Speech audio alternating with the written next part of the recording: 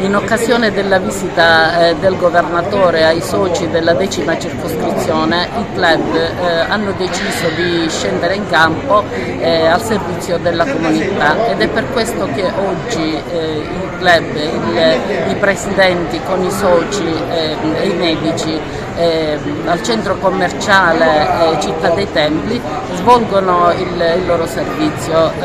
Si fanno screening sull'Alzheimer, cardiologia, osteopatia, odontoiatria e poi abbiamo i giovani Leo che con il loro servizio acquisteranno kit per l'emergenza. Abbiamo anche un percorso per la prevenzione stradale. Grazie alle grandi risorse del nostro club possiamo stare vicini ed al servizio della comunità. Carmelina Nobile dell'Associazione Vittime della Strada è presente oggi a questo screening dei Lions. Cosa state proponendo e con quali finalità? A chi vi rivolgete?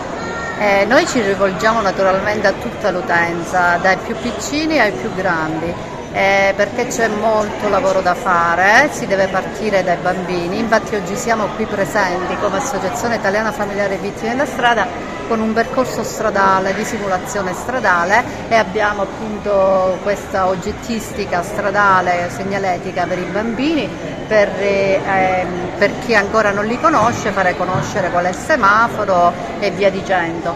E poi naturalmente è aperto pure a disposizione dei più grandi con gli occhiali di simulazione stradale alcol test, quindi per cercare di sensibilizzare anche gli adulti, perché non solo, appunto, c'è molto ma molto lavoro da fare.